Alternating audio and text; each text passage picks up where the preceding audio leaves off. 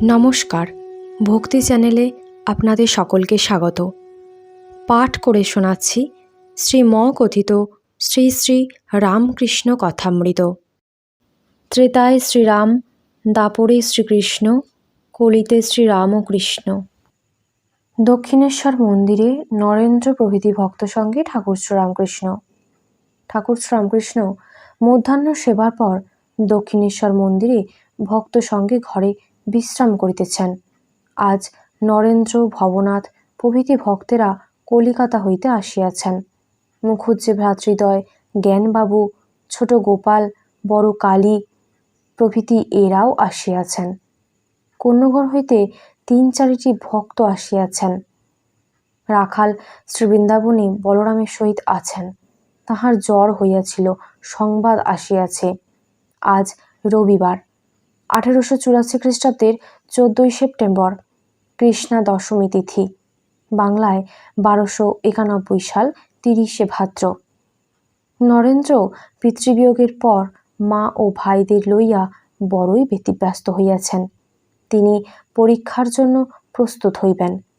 জ্ঞানবাবু 4টে পাশ করিয়াছেন ও সরকারের কর্ম করেন। তিনি 10টা-11টার সময় আসিয়াছেন। শ্রীরামকৃষ্ণ জ্ঞানবাবুর দিকে তাকিয়ে বলছেন, কি গো, হঠাৎ যে জ্ঞানোদয়? জ্ঞানবাবু সহাস্যে বলছেন, আগে অনেক ভাগ্যে জ্ঞানোদয় হয়।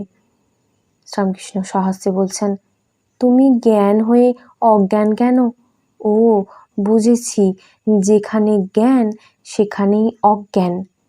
বশিষ্ঠদেব অত জ্ঞানী, পুত্র শোকে কেঁদেছিলেন, তাই তুমি জ্ঞান অজ্ঞানের পার হও। অজ্ঞান কাঁটা পায়ে ফুটেছে তুলবার জন্য জ্ঞান কাঁটার দরকার, তারপর তোলা হলে 2টি কাঁটাই ফেলে দেয়। শ্রীরামকৃষ্ণ বলছেন, এই সংসার ধোঁকার টাটি, জ্ঞানী বলছে। যিনি জ্ঞান অজ্ঞানের পার, তিনি বলছেন মজার কুঠি। সে দেখে ঈশ্বরী জীব জগৎ, এই চতুর্বিংশতি তত্ত্ব সব হয়েছেন। তাকে লাভ করবার পর সংসার করা যেতে পারে, তখন নির্লিপ্ত হতে পারে। ওদেশে ছুতরদের মেয়েদের দেখেছি, ঢেঁকি নিয়ে চিঁড়ে কোটে, এক হাতে ধান নাড়ে আর এক হাতে ছেলেদেরকে মাই দেয়, আবার খরিদ্দারের সঙ্গে কথাও করছে। তোমার কাছে 2 আনা পাওনা আছে, দাম দিয়েছেও, কিন্তু তার 12 আনা মন হাতের উপর, পাছে হাতে ঢেঁকি পড়ে যায়। 12 আনা মন ঈশ্বরেতে রেখে 4 আনা লয়ে কাজকর্ম করা। ঠাকুর শ্রীযুক্ত পণ্ডিত শশধরের কথা ভক্তদের বলিতেছেন। দেখলাম একঘেয়ে কেবল শুষ্ক জ্ঞান বিচার নিয়ে আছে। যে নিত্যেতে পৌঁছে লীলা নিয়ে থাকে, আবার লীলা থেকে নিত্যে যেতে পারে, তাহারই পাকা জ্ঞান, পাকা ভক্তি। নারদাদি ব্রহ্মজ্ঞানের পর ভক্তি নিয়েছিলেন, এরই নাম বিজ্ঞান। ঠাকুর বলছেন, শুধু শুষ্ক জ্ঞান, ও যেন ভস করে ওঠা তুবড়ি, খানিকটা ফুল কেটে ভস করে ভেঙে যায়। নারদ সুখদেবাদির জ্ঞান যেন ভালো তুবড়ি, খানিকটা ফুল কেটে বন্ধ হয়, আবার নূতন ফুল কাটছে, আবার বন্ধ হয়, আবার নূতন ফুল কাটে। নারদ সুখদেবাদির তাঁর উপর প্রেম হয়েছিল, প্রেম সচ্চিদানন্দকে ধরবার দড়ি। মধ্যাহ্নের সেবার পর ঠাকুর একটু বিশ্রাম করিয়াছেন। বকুলতলায় বেঞ্চের মতো যে বসিবার স্থান আছে, সেইখানে 2-4 জন ভক্ত উপবিষ্ট আছেন, গল্প করিতেছেন। ভবনাথ, মুখুজ্জে ভ্রাতৃদ্বয়, মাস্টার, ছোট গোপাল, হাজরা প্রভৃতি। ঠাকুর ঝাউতলায় যাইতেছেন, ওখানে আসিয়া একবার বসিলেন। হাজরা ছোট গোপালকে বলছেন, একে একটু তামাক খাওয়াও। শ্রীরামকৃষ্ণ সহাস্যে বলছেন, তুমি খাবে তাই বলো। মুখুজ্জে হাজরাকে বলছেন, আপনি এর কাছে থেকে অনেক শিখেছেন। শ্রীরামকৃষ্ণ সহাস্যে বলছেন, না, এর বাল্যকাল থেকেই এই অবস্থা। ঠাকুর ঝাউতলা হইতে ফিরিয়া আসিতেছেন। ভক্তরা দেখিলেন ভাবাবিষ্ট, মাতালের ন্যায় চলিতেছেন। যখন ঘরে পৌঁছিলেন, তখন আবার প্রকৃতিস্থ হইলেন। ঠাকুরের ঘরে অনেক ভক্ত সমাগত হইয়াছেন। কন্যগড়ের ভক্তদের মধ্যে একজন সাধক নতুন আসিয়াছেন, বয়স 50-এর উপর। দেখিলে বোধ হয় ভিতরে খুব পাণ্ডিত্য অভিমান আছে। কথা কইতে কইতে তিনি বলিতেছেন, সমুদ্র মন্থনের আগে কি চন্দ্র ছিল না? এসব মীমাংসা কে করবে? মাস্টার সহস্রে বলছেন, ব্রহ্মাণ্ড ছিল না যখন মুন্ডমালা কোথায় পেলি? সাধক বিরক্ত হইয়া বলছেন, ও আলাদা কথা। ঘরের মধ্যে দাঁড়াইয়া ঠাকুর মাস্টারকে হঠাৎ বলিতেছেন, সে এসেছিল, নারায়ণ। নরেন্দ্র বারান্দায় হাজরা প্রভৃতির সহিত কথা কহিতেছেন। বিচারের শব্দ ঠাকুরের ঘর হইতে শোনা যাইতেছে। শ্রীরামকৃষ্ণ বলছেন, খুব বকতে পারে, এখন বাড়ির ভাবনায় বড় পড়েছে। মাস্টার বলছেন, আগে হ্যাঁ। শ্রীরামকৃষ্ণ বলছেন, বিপদকে সম্পদ জ্ঞান করবে বলেছিল কি না? কি? মাস্টার বলছেন, আগে মনের বলটা খুব আছে। বড় কালী বলছেন, কোনটা কম? ঠাকুর নিজের আসনে বসিয়ে আছেন। কন্যগড়ের একটি ভক্ত ঠাকুরকে বলিতেছেন, মহাশয়, ইনি মানে সাধক আপনাকে দেখতে এসেছেন, এর কি কি জিজ্ঞাসা আছে? সাধক দেহ ও মস্তক উন্নত করিয়া বসিয়া আছেন। সাধক বলছেন, মহাশয়, উপায় কি? শ্রীরামকৃষ্ণ বলছেন, গুরু বাক্যে বিশ্বাস। তাঁর বাক্য ধরে গেলে ভগবানকে লাভ করা যায়, যেমন সুতোর ঘি ধরে গেলে বস্তু লাভ হয়। সাধক বলছেন, তাকে কি দর্শন করা যায়? শ্রীরামকৃষ্ণ বলছেন, তিনি বিষয়বুদ্ধির অগোচর।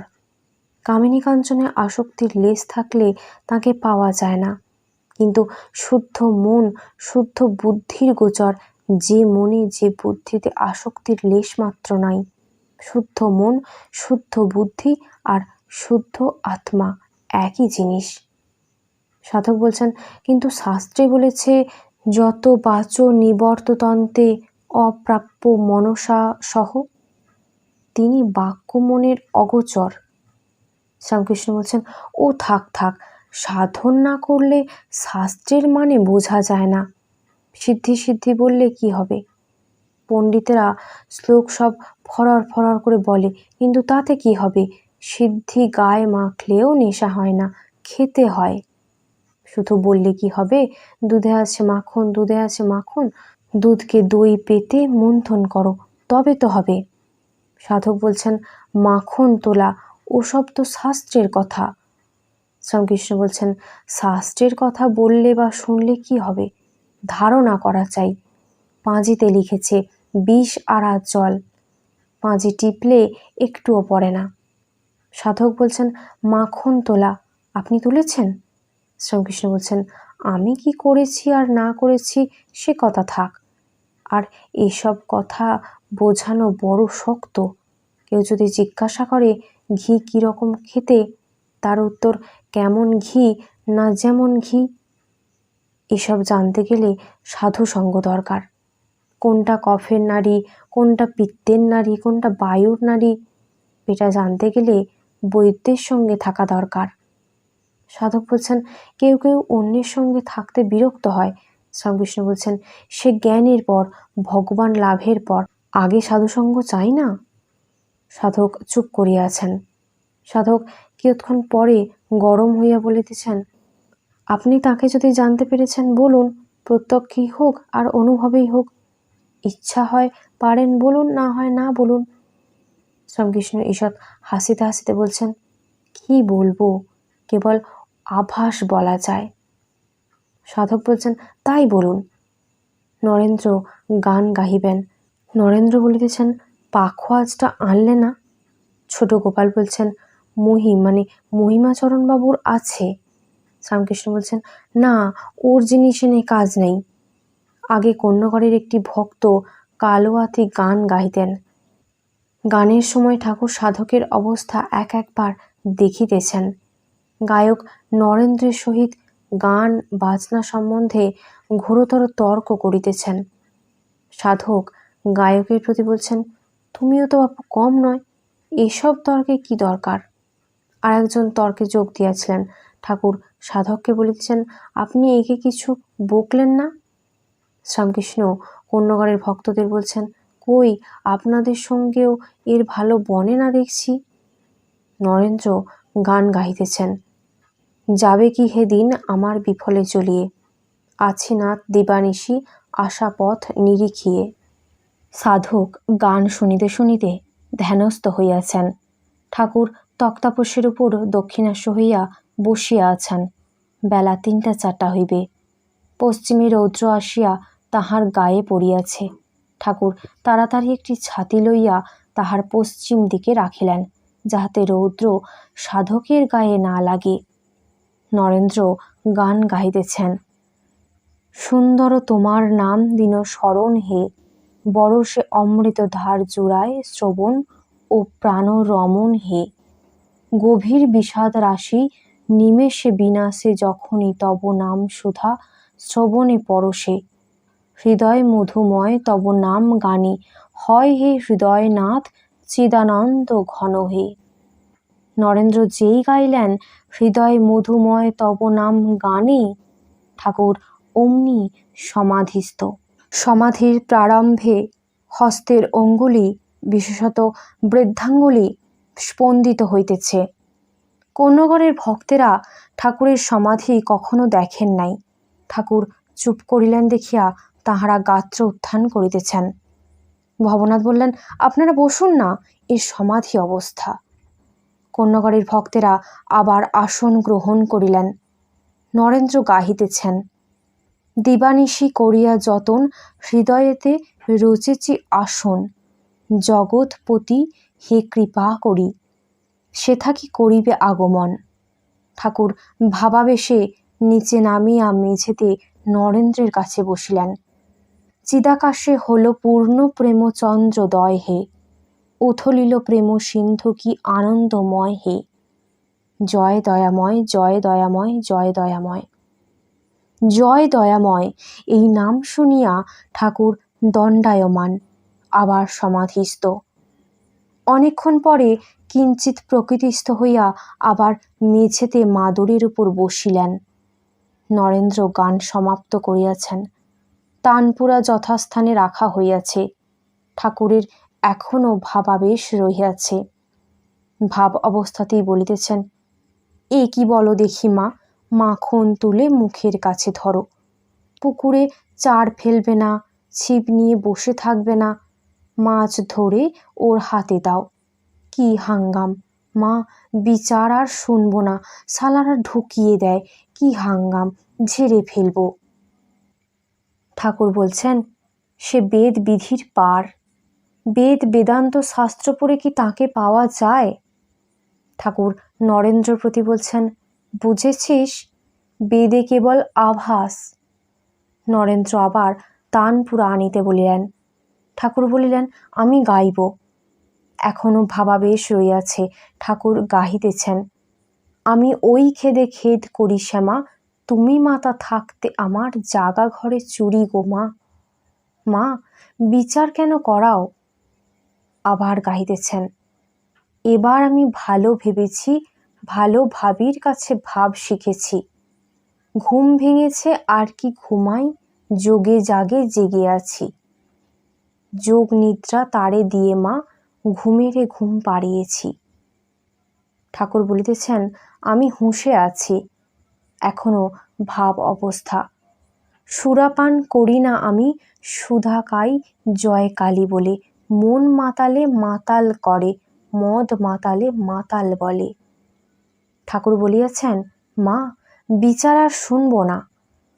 নরেন্দ্র গাহিতেছেন, আমায় দে মা পাগল করে, আর কাজ নাই জ্ঞান বিচারে।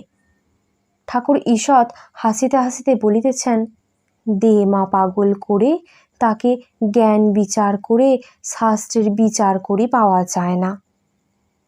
কোন্নগরের গায়কের কালোয়াতি গান আর রাগিনী আলাপ শুনিয়া প্রসন্ন হইয়াছেন।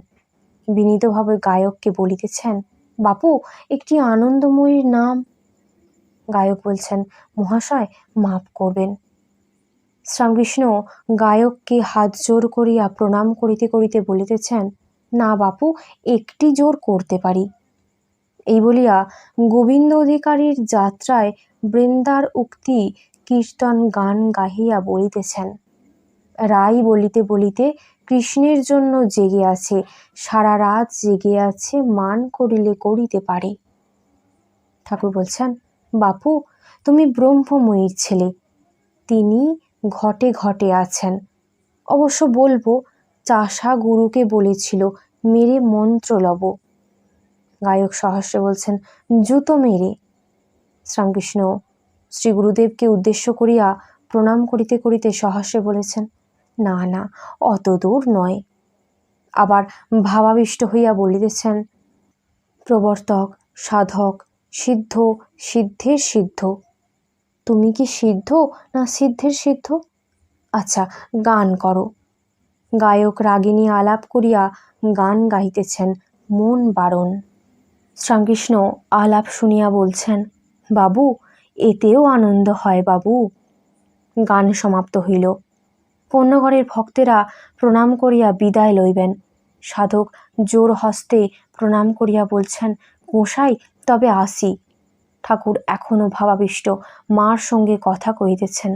মা, আমি না তুমি? আমি কি করি? না না, তুমি। তুমি বিচার শুনলে? না, এতক্ষণ আমি শুনলাম। না, আমি না, তুমিই শুনলে। ঠাকুর প্রকৃতিস্থ হইয়াছেন। নরেন্দ্র, ভবনাথ, মুখুজ্জে ভ্রাতৃদ্বয় প্রভৃতি ভক্তদের সহিত কথা কহিতেছেন।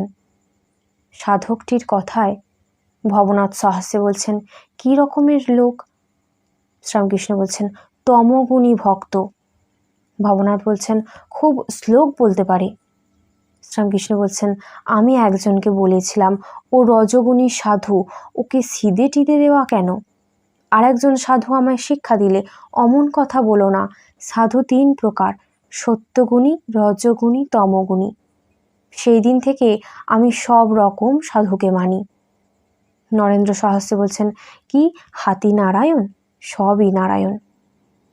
শ্রীরামকৃষ্ণ সহস্রে বলছেন, তিনি বিদ্যা অবিদ্যা রূপে লীলা করছেন, দুই আমি প্রণাম করি। চণ্ডীতে আছে তিনি লক্ষ্মী, আবার হতভাগার ঘরে অলক্ষ্মী। ভবনাথের প্রতি ঠাকুর বলছেন, এটা কি বিষ্ণু পুরাণে আছে? ভবনাথ সহস্রে বলছেন, আগে তা জানি না। কন্যগড়ের ভক্তরা আপনার সমাধি অবস্থা বুঝতে না পেরে উঠে যাচ্ছিল। শ্রীরামকৃষ্ণ বলছেন, কে আবার বলছিল তোমরা বসো? ভবনাথ সহস্রে বলছেন, সে আমি। শ্রীরামকৃষ্ণ বলছেন, তুমি বাছা ঘটাতেও যেমন, আবার তাড়াতেও তেমনই। গায়কের সঙ্গে নরেন্দ্রের তর্ক হইয়াছিল, সেই কথা হইতেছে। মুখুজ্জে বলছেন, নরেন্দ্রও ছাড়েন নাই। শ্রীরামকৃষ্ণ বলছেন, না, এরূপ রোগ চাই, একে বলে সত্যের তম। লোকে যা বলবে তাই কি শুনতে হবে? বেশ্যাকে কি বলবে, আচ্ছা যা হয় তুমি করো, তাহলে বেশ্যার কথা শুনতে হবে? মান করাতে একজন সখী বলেছিল, শ্রীমতীর অহংকার হয়েছে। বৃন্দে বললে, এ অহংকার, এ তাঁরই অহং, কৃষ্ণের গরবে গরবিনী। এইবার হরিনাম মাহাত্ম্যের কথা হইতেছে। ভবনাথ বলছেন, হরিনামে আমার গা যেন খালি হয়। শ্রীরামকৃষ্ণ বলছেন, যিনি পাপ হরণ করেন তিনিই হরি, হরি ত্রিতাপ হরণ করেন।